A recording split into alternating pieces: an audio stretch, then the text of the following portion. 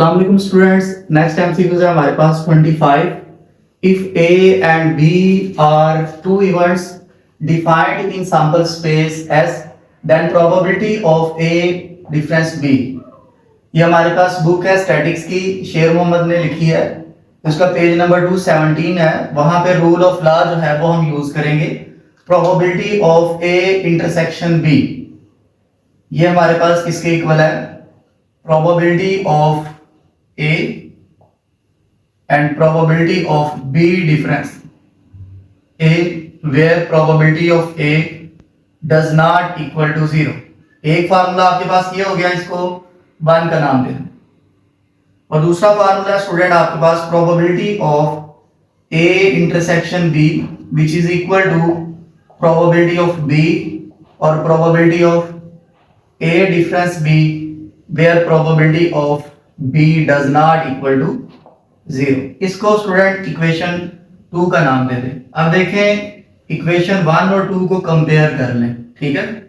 Comparing equation 1 and 2, ठीक है। तो अब देखें प्रोबेबिलिटी ऑफ, ये इक्वेशन 2 पहले लिख लें। Probability of B, probability of A difference B, ये इक्वल आ जाएगा students probability of A probability of B difference A, ठीक है। अब हमने प्रोबेबिलिटी, क्योंकि ये और ये दोनों इक्वल आ गया ना, क्योंकि ये सेम है। अब हमने probability of A difference B निकालना है। तो ये स्टूडेंट आपके पास आ जाएगा probability of A difference B which is equal to probability of A probability of B difference A और divided by probability of B. ये स्टूडेंट इसका आंसर है 26। Z is nowhere dense in R, ठीक है। ये Z हमारे पास option थी जिसको मार्क करना था। ये बुक है टोपोलॉजी की, डॉक्टर अब्दुल मजीद ने लिखी है। पेज नंबर इसका 99 है। इसमें देखें स्टूडेंट, सबसे पहले ये जो हमारे पास nowhere dense लिखा हुआ है, ये क्या होता है आपके पास? nowhere dense, ये आपके पास आपने जो कोलाइयर लेना है A का, फिर उसका इंटीरियर लेना है और वो 5 के इक्वल आ जाए। अगर ऐसा हो तो हम कहते हैं कि ये nowhere dense है, ठीक है। इसके अलावा ये फार्मूला भी लिख लें आप साथ कि जो A कोलाइयर होता है वो आपके पास किसके इक्वल होता है? A यूनियन A ड्राइव्ड के, ठीक है। जो A कोलाइयर होता है वो A यूनियन A ड्राइव्ड के इक्वल होता है, ठीक है। अब हम लोग क्या करेंगे, इसके ड्राइव निकाल लेंगे। अब Z सेट के पहले ड्राइव निकाल लेते हैं। ड्राइव्ड सेट की आपको डेफिनेशन बताई थी कि हमारे पास ड्राइव्ड सेट जो होता है उसके जो अंदर एलिमेंट्स होते हैं वो किस तरह के होते हैं आपके पास? मतलब हमने एक ओपन स्फीयर लेना होता है, उसका इंटरसेक्शन करवाना होता है उस A के साथ और उसमें से x को निकाल देना होता है और इसका आंसर जो है ये 5 नहीं आना चाहिए।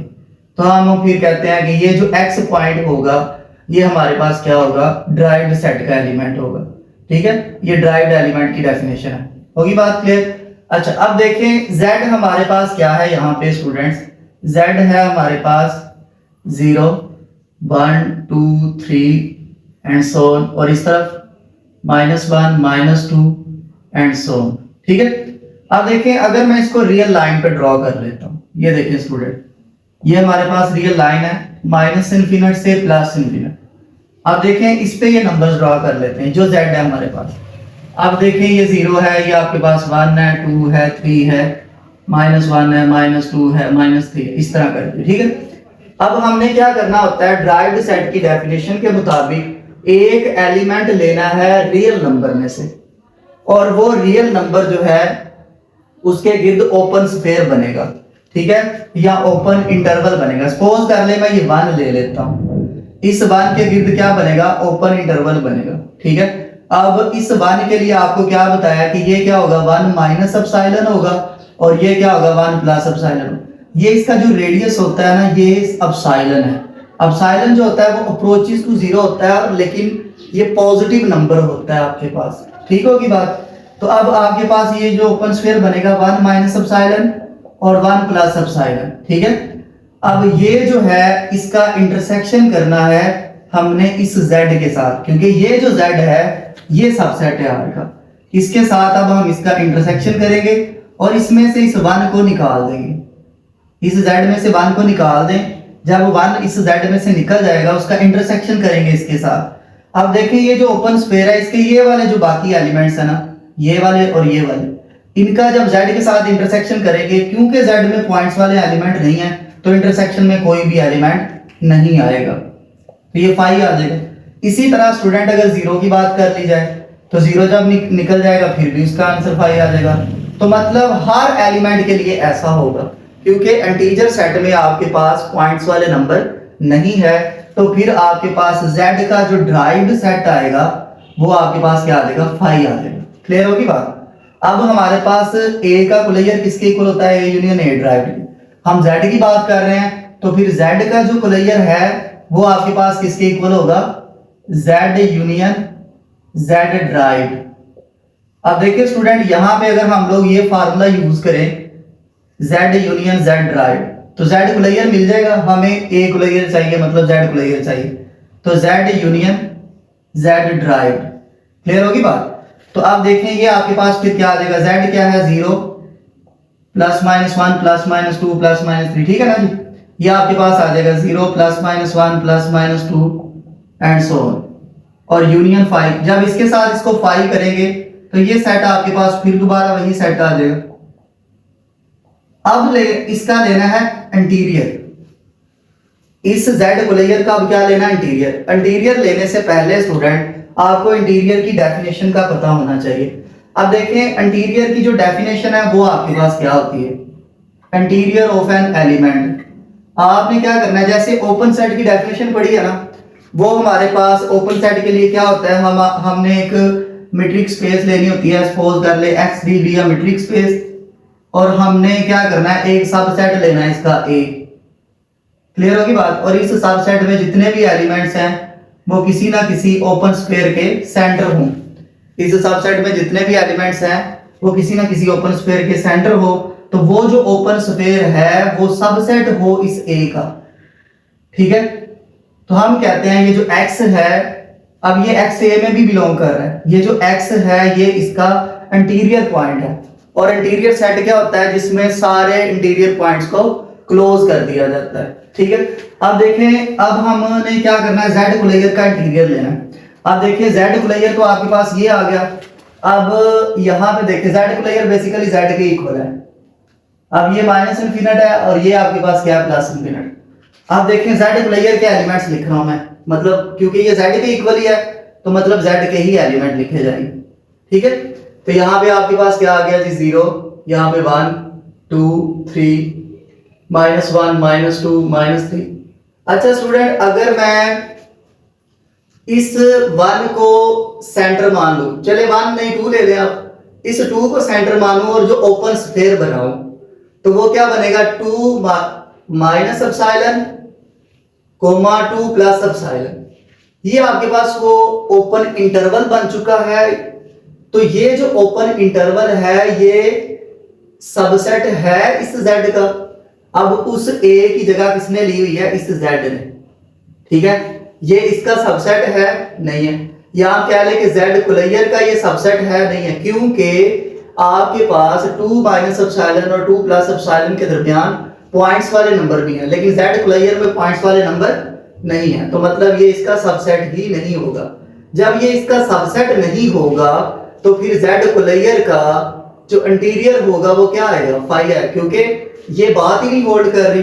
इंटीरियर कहता है कि यार उसका सबसेट होना चाहिए, फिर हम कहेंगे ये x इसका इंटीरियर एलिमेंट है, लेकिन यहाँ पे ऐसा कुछ नहीं हो रहा, तो लिहाजा z कोलेयर का इंटीरियर फिर क्या आ जाएगा, फाई आ जाएगा। अब आप कहेंगे सर एक पॉइंट के लिए चेक किया, आप 3 के लिए भी देख लें, 1 के किसी भी नंबर के लिए देख लें, पॉइंट्स वाले नंबर आएंगे उसमें, क्योंकि हम z जो ले रहे हैं वो कहां से ले रहे हैं, r में से ले रहे हैं, ठीक है, नोवेयर डेंस। तो इसका कोलेयर का इंटीरियर फिर क्या आ गया, फाई आ गया। अगर a कोलेयर का इंटीरियर फाई आ जाए तो हम कहते हैं a क्या है, नोवेयर डेंस है। तो अब z कोलेयर का इंटीरियर लिया तो वो क्या आ गया, फाई, तो ये z भी फिर हमारे पास क्या है, नोवेयर डेंस है। तो हमने लास्ट में भी क्या लिखना है, z is nowhere dense in r। इसके बाद है स्टूडेंट हमारे पास 24 MCQs है, a statement which may be true or false, 27 MCQs है ये, a statement which is which may be true or false depending upon truth values is called। अब FSc part 1 11th math का आपने chapter 1 पढ़ा, sorry chapter 2 पढ़ा। Chapter 2 में page number 54 पे students आपने इसकी डेफिनेशन देखी होगी, ठीक है। उसमें आपके पास जो स्टेटमेंट अगर ट्रू और फॉल्स हो, ठीक है, ट्रू हो या फॉल्स हो, तो फिर हमारे पास उसकी डेफिनेशन क्या बनती है, कंटीजेंसी बनती है, ठीक है जी। अगर हमारे पास स्टेटमेंट सारी की सारी जो है वो ट्रू हो जाए तो वो फिर टोटोलॉजी बनेगी, ठीक है। फिर इसके बाद स्टूडेंट हमारे पास a subspace of a complete metric space is complete if and only if it is, ठीक है। अब इस तरह के रिजल्ट्स मैंने पहले भी कहा कि आपने डायरेक्ट याद रखते हैं क्योंकि इसके प्रूफ के लिए काफी लेंथी हो जाता है। ये बुक है आपकी फंक्शन एनालिसिस बाय ZR भट्टी, पेज नंबर है 1117, ठीक है। तो ये इसका आंसर है क्लोज। अगर अ subspace of complete metric space is complete if and only if it is closed. MCQs है 29, if vectors this and this are orthogonal then M। Orthogonal से मुराद है कि ये जो वेक्टर्स हैं हमारे पास ये परपेंडिकुलर्स हैं, ठीक है। और ये बुक है 12th math chapter number 7 page number 346। वहां पे जो एग्जांपल है उससे रिलेटेड ये एमसीक्यूज आया है, ठीक है। अब सबसे पहले देखें, क्योंकि ये ऑर्थोगोनल है तो फिर इनका डॉट प्रोडक्ट 0 होगा। हम ऐसे इसको डिटेल से अगर देखें तो ऐसे है कि आपने लेट कर लेना a जो है वो -3i -j -5k, ठीक है। और जो b होगा आपके पास वो क्या होगा जी, 2i + mj -4k। अब हमें पता है कि ये दोनों परपेंडिकुलर हैं, ठीक है। ये परपेंडिकुलर का सिंबल है, ये जो है since a is perpendicular to b, अगर ये परपेंडिकुलर है b के तो फिर इसका मतलब है इनका डॉट प्रोडक्ट जो है वो 0 के इक्वल आएगा। अब a आपके पास क्या है, -3i -j -5k, और b स्टूडेंट्स आपके पास क्या है, 2i + mj और -4k। अब इनका डॉट प्रोडक्ट वो आपको पता है कि i वाला i वाले के साथ आ जाएगा, j वाला j वाले के साथ, तो ये -3 × 2 i डॉट i, ठीक है। फिर उसके बाद i जो है वो जब j से मिलेगा तो वो 0 आ जाएगा। अब j वाला j वाले से आ जाएगा, प्लस -1 × m और j डॉट j। फिर इसके बाद है आपके पास प्लस -5 × -4 और साथ क्या आ जाएगा, k dot k is equal to 0। अब देखिए i dot i, j dot j और k डॉट k वो क्या हो गए 1। ये -6 × 1 -m × 1 और ये क्या आ गया +20 इज इक्वल टू 0। अब देखिए ये जो m है ये राइट साइड पे आ जाएगा और 20 में से 6 गए तो ये 14 आ जाएगा। स्टूडेंट्स ये आपके पास m का आंसर जो है ये 14 आ जाएगा। इस तरह इसको सॉल्व करना है। नेक्स्ट है आपके पास MCQs, distance of a point this from the plane. Plane से जो डिस्टेंस है ना पॉइंट का वो बताना है, इज दिस। अब देखिए स्टूडेंट ये हमारे पास कैलकुलस की बुक है जो कि एसएम यूसुफ ने लिखी है, पेज नंबर 361 पे। इस स्टेटमेंट है, जस्ट वैल्यूज चेंज है, इससे रिलेटेड एग्जांपल पड़ी हुई है। अगर हम वो तैयारी के लिए एग्जांपल कर लें तो इसका मतलब है अगर ये पेपर में एमसीक्यूज आया तो हम ये इजीली सॉल्व कर सकते हैं। अब देखिए यहाँ पे इसके लिए फार्मूला है, अब मैं लेट कर लेता हूं कि हमारे पास d be the distance between point, ये है x1 y1 और z1 एंड द प्लेन। और प्लेन आपके पास क्या है जी, ax + by + cz, ठीक है, plus d is equal to 0। Clear होगी बात स्टूडेंट। अब ये जो फार्मूला है ना आपके पास वो ये है जी, a x1 ये a और ये x1 plus b y1 plus c z1 और प्लस d, इसका mode divided by a² plus b² plus c² और इसका स्क्वायर रूट। अब देखिए स्टूडेंट्स इसमें अगर इस वाले को हम लेट कर ले पॉइंट P तो आपके पास क्या आ जाएगा, ये x1 y1 और z1 आ जाएगा। क्लियर होगी बात। अगर इसको पीक पॉइंट लेट कर लिया तो फिर उस हिसाब से ये जो है ये इक्वेशन क्या बनेगी आपके पास 2x minus 3y plus 6z और ये माइनस इधर आके प्लस 1 इज इक्वल टू 0। अब देखें ये x1 यहाँ पे x1 आ जाएगा इस x की जगह पे, इस y की जगह पे y1 माइनस 4 है, इस z की जगह पे z1 माइनस 3 है। ठीक है, बाकी वैसे ही आ जाएगा ax1 plus by1 plus cz plus d। अब देखें हमने x y z की जगह पे वैल्यू जस्ट ये वाली रखनी है, बाकी वैसे ही है। a आपके पास क्या है जी, ये 2 है। x का जो कोफिशिएंट होता है वो क्या होता है a, वो आपके पास क्या है 2 है। x1 आपके पास क्या आ गया 1 माइनस 3 और b आपके पास अब क्या है यहाँ पे माइनस 3 है। ठीक है, इस इक्वेशन से इसको अगर कंपेयर करें आपको इजीली क्लियर हो जाएगा x plus by plus cz plus d is equal to 0। इसे कंपेयर करें तो a 2 है, b माइनस 3 है, c आपके पास 6 है और d आपके पास 1 है। अच्छा, माइनस 3 और y1 क्या आपके पास वो माइनस 4 है। फिर इसके बाद स्टूडेंट्स प्लस c क्या आपके पास 6 और z1 क्या है माइनस 3 और d क्या आपके पास 1 और इस सारे का क्या आ जाएगा mode divided by a square plus b square plus c square. c आपके पास क्या है 6, z का जो कोफिशिएंट होगा वो आपका c होगा। अच्छा, इसका स्क्वायर रूट आ गया। अब इसको सिंपलीफाई करें, ये 2 प्लस 12 माइनस 18 और प्लस 1 इसका मोड आ जाएगा डिवाइडेड बाय 4 प्लस 9 प्लस 36 इसका स्क्वायर रूट आ जाएगा। अब देखिए स्टूडेंट, ये आप 12 और 2 14 और 1 15 माइनस 3 आ जाएगा और माइनस 3 का जो मोड होगा वो आपके पास प्लस 3 आ जाएगा। ठीक है, अब डिनोमिनेटर में देखें आपके पास ये क्या आ जाएगा 36 और 9 45 और 4 49 का स्क्वायर रूट और माइनस 3 का जो मोड है वो प्लस 3 आ जाएगा और 49 का स्क्वायर रूट 7 होता है। तो आपके पास ये डिस्टेंस आएगा प्लेन और पॉइंट के दरमियान, वो क्या है जी 3/7। इस तरह स्टूडेंट आपने इसको सोल्व करना है। ठीक है, नेक्स्ट है आपके पास एमसीक्यूज है directional derivative in the direction of x axis is. अब डायरेक्शनल डेरिवेटिव हमने एक्स एक्सिस की डायरेक्शन में बताना है, in the direction of x axis. ठीक है, अच्छा ये है बुक आपके पास vector and tensor analysis by doctor Nawazish, page number 182 है। उस पे सेम यही स्टेटमेंट लिखी हुई है कि अगर डायरेक्शनल डेरिवेटिव एक्स एक्सिस की डायरेक्शन में हो तो फिर पार्शियली डेरिवेटिव होता है विद रिस्पेक्ट टू एक्स। ठीक है, partially derivative with respect to x. ले इसके बाद स्टूडेंट 32 वाला है, let R be the set of real number which one of is false, यानी कि इनमें से कौन सी फॉल्स है। अब आपको ये क्लियर कर दें कि जो R है स्टूडेंट ये कंप्लीटनेस प्रॉपर्टी को सेटिस्फाई नहीं करता। कंप्लीटनेस प्रॉपर्टी क्या होती है, जिसमें आपके पास GL भी हो, ग्रेटेस्ट लोअर बाउंड भी हो और लीस्ट अपर बाउंड भी हो, LUB भी हो और GLB भी हो आपके पास। ठीक है, ग्रेटेस्ट लोअर बाउंड सॉरी इसमें ना R जो है वो कंप्लीटनेस की प्रॉपर्टी होल्ड नहीं करता और कंप्लीटनेस आपके पास क्या है जिसमें GL भी हो और LU भी हो।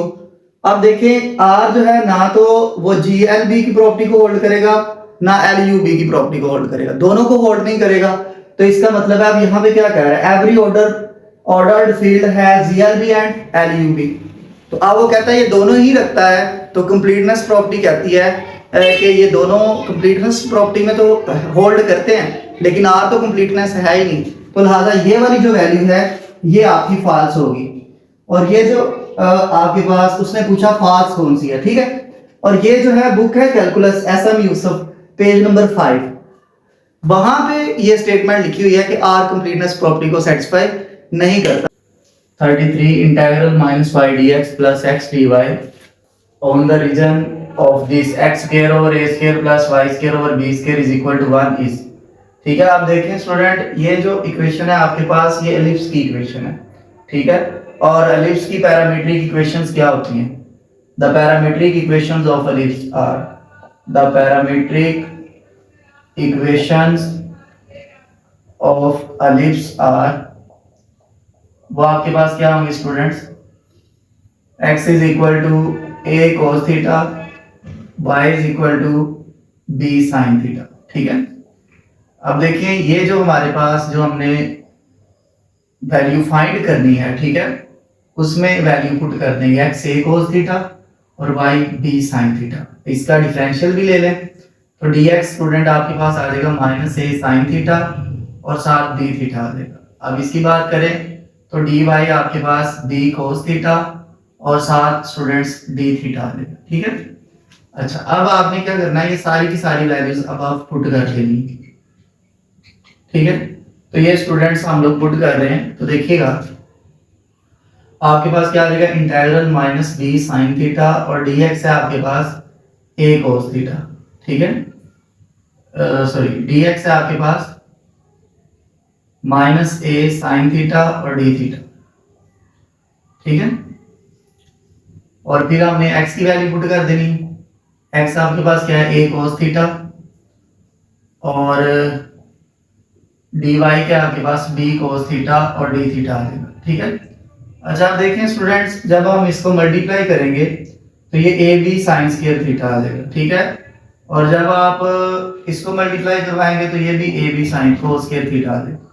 और अगर देखा जाए तो इनमें से आपके पास डी थीटा जो है ये कॉमन आ रहा है। ठीक है, तो ये हमने कॉमन ले लिया। अब उसके साथ ए बी भी कॉमन आ रहा है तो ए बी भी कॉमन ले लिया। बाकी आपके पास क्या रह गया, sign square theta plus cos square theta. ठीक है, अब देखिए जब आप एलिप्स की पैरामीट्रिक इक्वेशन यूज कर रहे हो तो इसका एंगल क्या होता है, जरा ये जो थीटा होता है ये 0 और 2 पाई के दरमियान होता है। ठीक है, तो यहाँ पे आपके पास लिमिट्स क्या आ जाएंगी, 0 से 2 पाई आ जाएगी। ये आप साथ लिमिट्स भी लिखते हैं 0 से 2 पाई। अब देखिए ये cos square theta plus sin square theta ये 1 के इक्वल होता है। a भी एक कांस्टेंट नंबर है, ये बाहर आ जाएगा और ये 1 का इंटीग्रल आ जाएगा। और 1 का इंटीग्रल क्या होता है विद रिस्पेक्ट टू थीटा, वो थीटा होता है। a भी थीटा, अपर लिमिट क्या है 2 पाई और लोअर लिमिट क्या है आपके पास 0 है।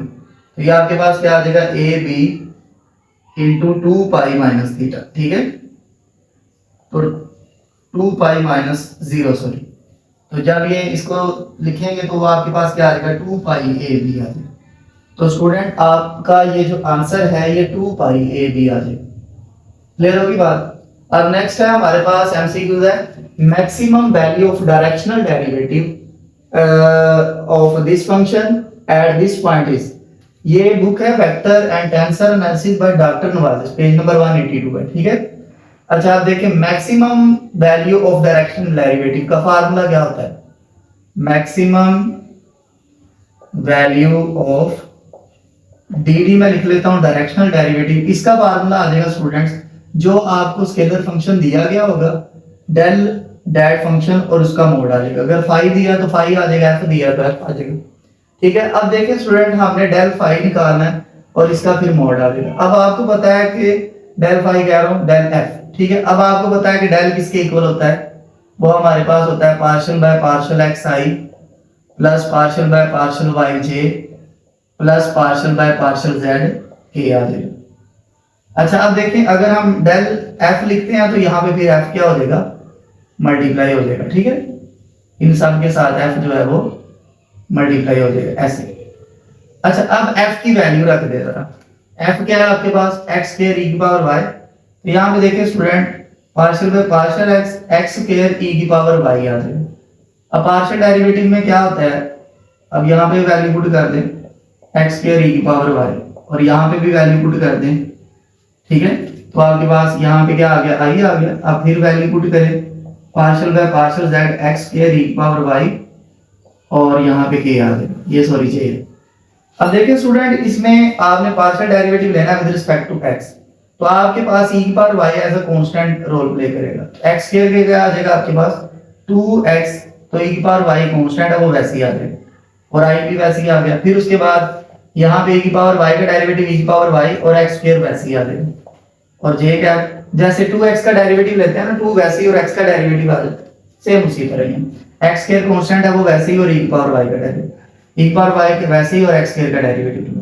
अब यहाँ पे दोनों ही कांस्टेंट है, जैसे c का डेरिवेटिव लेते हैं वो 0 होता है विद रिस्पेक्ट टू z, ये दोनों ही कांस्टेंट है लिहाजा इसका डेरिवेटिव क्या आ जाएगा 0 आ जाएगा। ठीक है, तो ये 0 के आ गया।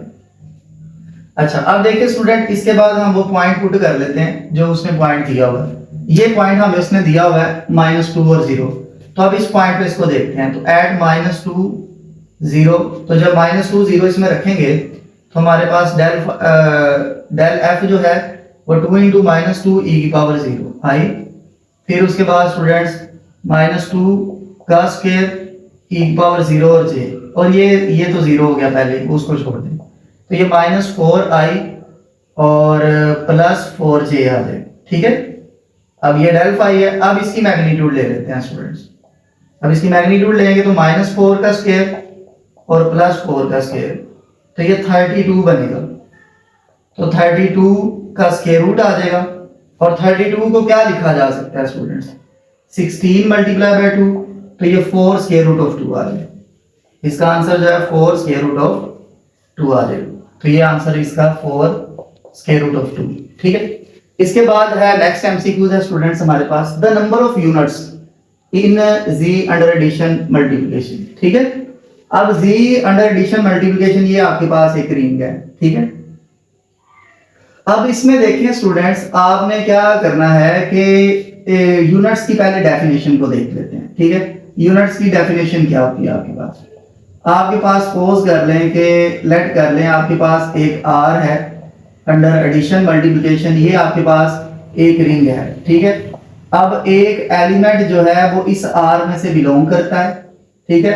और ये जो एलिमेंट है अगर इसका मल्टीप्लिकेटिव इनवर्स हो, ठीक है, if there exist A inverse belongs to R such that A dot A inverse is equal to A inverse dot A is equal to 1। अगर ऐसा है, ये प्रॉपर्टी होल्ड करती है, तो फिर हम कहेंगे कि A जो है is unit element of R, unit element of R। अब देखिए यहाँ पे स्टूडेंट आपके पास क्या है, Z है अंडर एडिशन मल्टीप्लिकेशन। अब देखें ये भी मैथमेटिकल मेथड की बुक है, SM यूसुफ, पेज नंबर 102, वहां से ये एमसीक्यूज आया आपको, ठीक है। अब देखिए यहाँ पे आपके पास क्या होगा स्टूडेंट्स, Z है अंडर एडिशन मल्टीप्लिकेशन। अब पहले मैं Z को सिंपल लिख लेते हैं, ठीक है। Z क्या है जी आपके पास? Z है स्टूडेंट्स आपके पास 0 ±1 ±2 एंड सो ऑन। अब देखिए हर नंबर का मल्टीप्लिकेटिव इनवर्स सोचिए जरा, देखिए जरा, 0 का 1/0 होगा, ये तो होल्ड नहीं करेगा, लिहाजा ये हमारे पास यूनिट नहीं होएगा। मल्टीप्लिकेटिव इनवर्स 1/a है ना, जैसे a की पावर -1 है तो 1/1 का मल्टीप्लिकेटिव इनवर्स क्या होगा? 1/1 होता है ना, तो वो इज इक्वल टू 1 आ जाता है, ठीक है। तो 1 का मल्टीप्लिकेटिव इनवर्स 1 ही हो गया, ठीक है। अब -1 का मल्टीप्लिकेटिव इनवर्स 1/-1 वो भी -1 है, तो 1 का मल्टीप्लिकेटिव इनवर्स 1 ही है और -1 का मल्टीप्लिकेटिव इनवर्स -1 ही है, ठीक है। जैसे कि देखिए अगर मैं यहाँ पे आपको लिखता हूँ, ये 1 है, 1 को मल्टीप्लाई करवा दिया 1 की पावर -1 से, जो कि 1.1/1 है, ठीक है ना। इसकी पावर -1 है 1/1, तो ये आपके पास 1 ही आ गया, ये प्रॉपर्टी होल्ड होगी। अब इसी तरह -1 की बात कर ले, यहाँ पे साथ ही बता देते -1 और -1 डॉट -1 की पावर -1, ठीक हो गया। तो अब देखिए -1 का इनवर्स क्या आ रहा है, ये हमारे पास -1 है और -1 की पावर -1 है, ठीक है। ये a आ गया मतलब, और ये उसकी पावर -1, तो ये -1.1 और -1, तो इसका आंसर क्या आ गया 1। अब ये -1 और ये -1, ये दोनों एक दूसरे के क्या है, इनवर्स है। जैसे ये a इनवर्स जो है वो a का इनवर्स है, ठीक है, और a जो है वो a इनवर्स का इनवर्स है, इसी तरह ये। अब देखें इसका, इन दोनों को मल्टीप्लाई करने के बाद 1 आ रहा है, जैसे इनको मल्टीप्लाई करने के बाद आ रहा है, इन दोनों को मल्टीप्लाई करने के बाद 1 आ रहा है, तो मतलब ये हुआ अगर हमारे पास ये जो 1 जो इससे मल्टीप्लाई हो रहा है ना, ये वाला जो 1 बना है, ये इस सेट में से बिलोंग कर रहा है, Z में से। यहाँ पे -1 का इनवर्स है ना, तो 1 और -1, तो ये -1 बनेगा, तो -1 भी इस सेट में से बिलोंग कर रहा है, तो लिहाजा ये दोनों के दोनों इनवर्स भी हैं, मल्टीप्लिकेटिव इनवर्स, और इसमें से बिलोंग भी कर रहे हैं, तो लिहाजा इसके जो यूनिट्स होंगे ना Z के, वो हमारे पास सिर्फ 2 यूनिट्स होंगे, और वो 2 यूनिट्स जो है वो हमारे पास क्या है, 1 एंड -1, ये आपके पास 2 यूनिट्स है। अब इसका स्टूडेंट जो हमारे पास ये नंबर जो है ये किसके क्लोज होगा, ये 5 के क्लोज होगा। आप कैलकुलेटर की मदद से इसको दे सकते हैं। Find dy/dx is y is equal to tan hyperbolic inverse of sin x, ठीक है। ये 12th मैथ की बुक है, Punjab text book board Lahore, exercise 2.6 question number 3 का थर्ड पार्ट है, पेज नंबर 90। ठीक है। अच्छा आप देखें स्टूडेंट्स, हमें जो गिवन है वो है हमारे पास y is equal to tan hyperbolic inverse of sin x।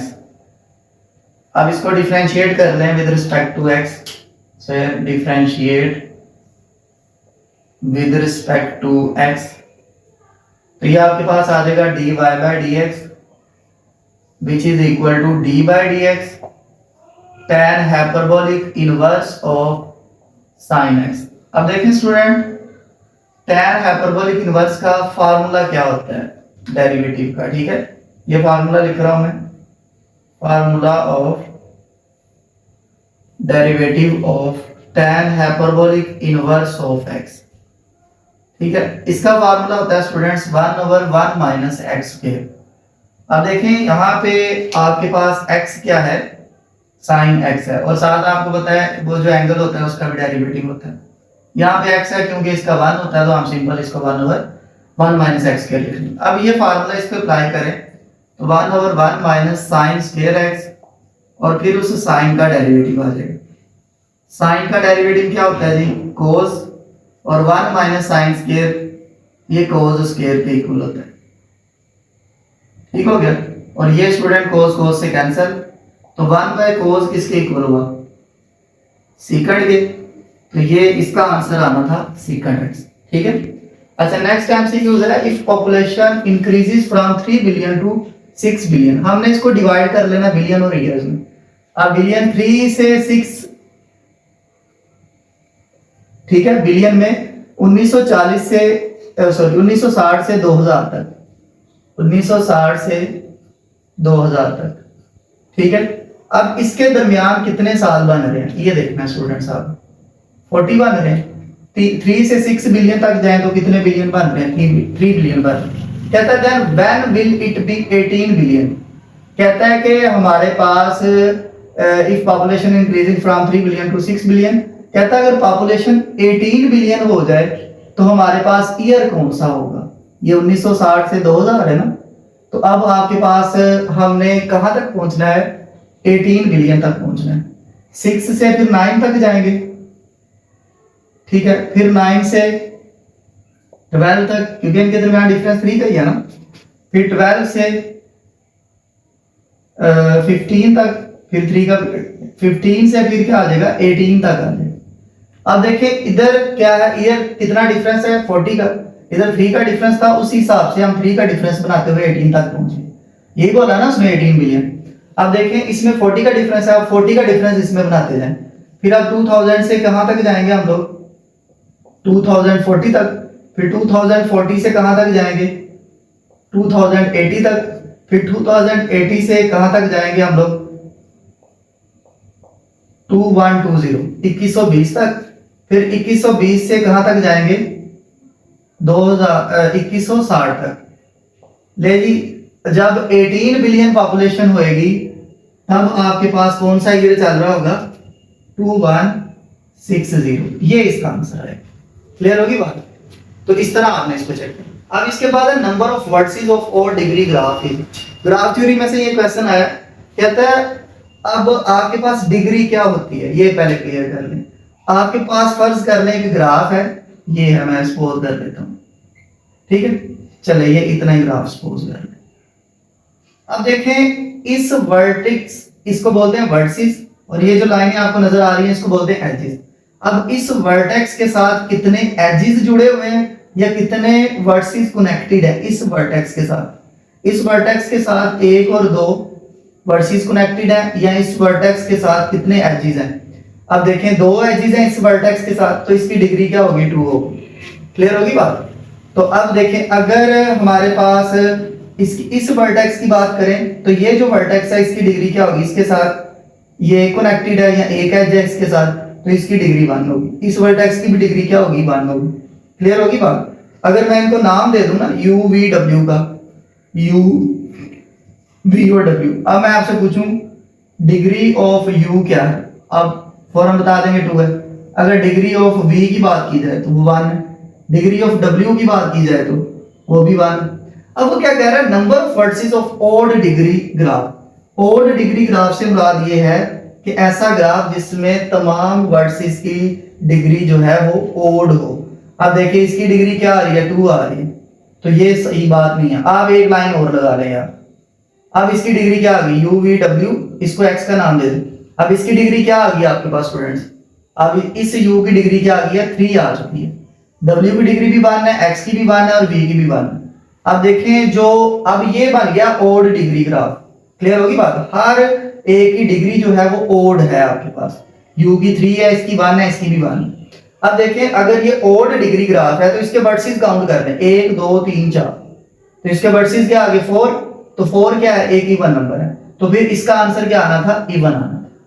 ठीक है। अच्छा अब इसके बाद students, if the parameter of exponential distribution is 3, ठीक है। अब कहता है उसका जो पैरामीटर है एक्सपोनेंशियल डिस्ट्रीब्यूशन का अगर 3 हो, तो एक्सपोनेंशियल डिस्ट्रीब्यूशन के लिए देन ई ऑफ एक्स जो है वो आपके पास मीन है, तो फिर ई ऑफ एक्स का जो फार्मूला है वो 1/λ के इक्वल है। तो अब वो जो पैरामीटर है वो हमें क्या दिया हुआ है, 3, तो ये आपके पास क्या आ जाएगा, 1/3। ये शेर मोहम्मद की बुक से आया स्टैटिक्स के, ठीक है। अच्छा अब इसके बाद ये नंबर 3 की बुक में से आया 3x इज कंग्रुएंस टू 4 mod 5, ठीक है। अच्छा अब उसने जो हमें ऑप्शंस दिए हुए थे ना, उसमें हमारे पास x का कोएफिशिएंट 1 था। अब देखिए अंडर mod 5, अगर मैं इसको फर्ज कर ले 7 से मल्टीप्लाई करवा देता हूँ, मल्टीप्लाइंग बाय 7, अगर मैं इसको 7 से मल्टीप्लाई करवा दूं, यहाँ पे 21x आ जाएगा, इज कंग्रुएंस टू 28, और ये mod 5 आ जाएगा। अब mod 5 से मुराद ये है अगर आपका नंबर यहाँ पे देखिए 4 और 3 है ना, अगर आपका नंबर जो है वो 5 से ग्रेटर हो जाए तो उसको डिवाइड करके उसका रिमाइंडर लिखते हैं।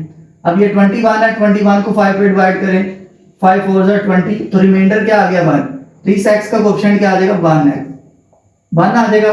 अब 28 के लिए स्टूडेंट्स अगर चेक करें हम लोग, तो 5 5 25, और रिमाइंडर क्या आ गया आपके पास, 3 आ जाएगा।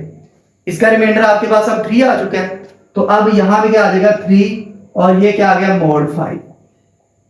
तो अब ये इसका क्वेश्चन 1 है तो इसको ना भी लिखे, तो ये ऑप्शन था इसका। क्लियर होगी बात, ऐसा नहीं होता कि ये 3 उधर जाके डिवाइड हो जाएगा या 3 उधर जाके 3 इनवर्स हो जाएगा, ऐसा नहीं इसमें होता, ठीक है। नेक्स्ट है 42 एमसीक्यूज है, eigen values of A transpose A are 1 and 9, ठीक है। अब लैम्डा 1 आपके पास क्या है, 1 है, और लैम्डा 2 स्टूडेंट आपके पास क्या है, 9 है। क्लियर होगी बात, ये आइगन वैल्यूज है। अब वो कहता है ए नॉर्म क्या होगा, ए नॉर्म का फार्मूला आपने पढ़ा होगा कि ए का ए के साथ अगर इनर लें तो उसका स्क्वायर रूट करें तो वो ए नॉर्म के इक्वल होता है, और ए का ए के साथ अगर इनर करते हैं तो हमारे पास ये होता है equal determinant of A transpose, second वाले का ट्रांसपोज आ जाएगा, फर्स्ट वाला वैसे ही आ जाएगा। ये हमारे पास मैथमेटिकल मेथड की बुक है, inner product space chapter number 7 है, एसएम यूसुफ ने ये बुक लिखी है, उसकी एग्जांपल नंबर 2 में ये फार्मूला आपको क्लियर होगा, ठीक है। वहां पे सेकंड वाले का ट्रांसपोज और फर्स्ट वाला जो है वो वैसे ही। अब इसका क्या आ जाएगा, स्क्वायर रूट आ जाएगा। अब डिटर्मिनेंट ऑफ अ मैट्रिक्स, ठीक है ना, आपके पास यहाँ पे दो हमारे पास ए ट्रांसपोज और ए जो है ये दोनों मल्टीप्लाई हो रहे हैं, तो इसका जो फार्मूला होता है वो ये होता है कि इनकी जो आइगन वैल्यूज होती है उनका प्रोडक्ट आ जाएगा। तो इनकी आइगन वैल्यूज क्या है आपके पास, लैम्डा 1 और लैम्डा 2 है, इसका स्क्वायर रूट आ जाएगा। अब लैम्डा 1 आपके पास क्या है 1, और लैम्डा 2 आपके पास क्या है 9, और इसका स्क्वायर रूट ले लेंगे तो 9 का स्क्वायर रूट क्या होता है जी 3, तो इसका आंसर स्टूडेंट 3 आना।